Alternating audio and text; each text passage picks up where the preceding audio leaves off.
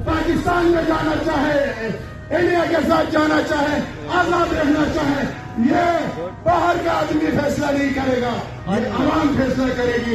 পাকিস্তানকে তালেবানরা পিটাচ্ছে, পাকিস্তানকে টিটিপিরাও মারছে। পাকিস্তান দেউলিয়া হওয়ার মুখে দাঁড়িয়ে আছে। গোটা পাকিস্তানে আটার অভাবে দৌড়ঝাঁপ শুরু হয়ে গেছে। বালুচিস্তানে তো গমই শেষ হয়ে গেছে। কিন্তু এমন সিচুয়েশনে পাকিস্তানের প্রধানমন্ত্রী শাহবাজ শরীফ ও পাকিস্তানি আর্মি চিফ অসীম মুনির দেশ থেকে গায়েব হয়ে গেছে। আর্মি চিফ অসীম মুনির সৌদি আরবে নিজের আনুগত্য প্রমাণ করতে পৌঁছেছেন, তো ওদিকে শাহবাজ শরীফ ইউরোপে গেছে।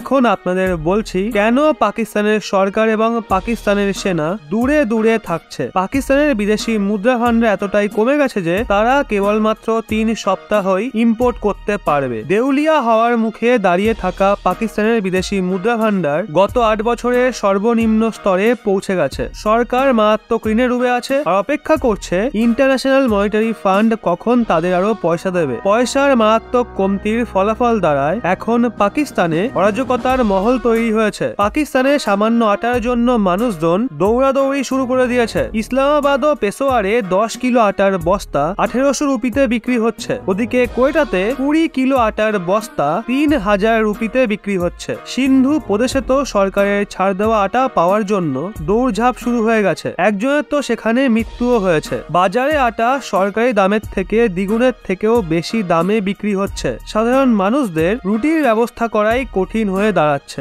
পাকিস্তানের খাইবার পাখতুনখোয়া এলাকাতে তো এলপিজি গ্যাসই পাওয়া যাচ্ছে না। ওখানকার মানুষরা তাদের প্রয়োজন মেটাতে প্লাস্টিকের থলিতে গ্যাস ভরছে। এত খারাপ অবস্থার মাঝেও পাকিস্তানের প্রধানমন্ত্রী শাহবাজ শরীফ সুইজারল্যান্ডে সাহায্য চাওয়ার জন্য রওনা হয়েছে। শাহবাজ শরীফ সুইজারল্যান্ডে অনুদান চাইতে গেছে। ওদিকে পাকিস্তানের আর্মি চিফ সৌদি আরবের কাছে সাহায্য চাইতে গেছে। পাকিস্তানের অবস্থা এর থেকে খারাপ হতে পারে না। সব থেকে অবাক করার বিষয় হলো যেই পয়সা পাকিস্তান অনুদানে পায় তার অর্ধেক তো তারা জঙ্গিবাদের পেছনে খরচা করে। অনুদানে পাওয়া একটা বড় অংশ তো সেনা আর সরকাররাই লুটে পুটে খায়, আর বেঁচে থাকা সামান্য কিছু ঋণের কিস্তি মেটাতেই চলে যায়। ওদিকে গিলগিট বালতিস্তানের মানুষরাও পাকিস্তানের বিরুদ্ধে সরব হয়েছে। তারা আর পাকিস্তানি সেনার চোখ রাঙানিকে ভয় পায় না। এখন তারা সর্বসমক্ষে বলছে আমরা পাকিস্তানের সঙ্গে যাব, স্বাধীন থাকবো নাকি আমরা ভারতের সঙ্গে যাব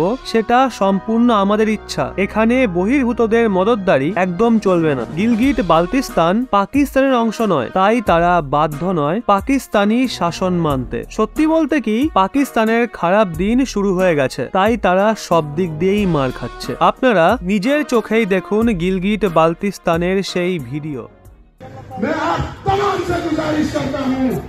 झूठ बोलना छोड़ दे कि हमने कस्टडी में रख के लिया है, कोई कस्टडी यहाँ पर नहीं है। ये झूठ बोलना छोड़ दे। मुतनाज़ा खत्ता है पाकिस्तान में अभी हम दाखिल नहीं हुए।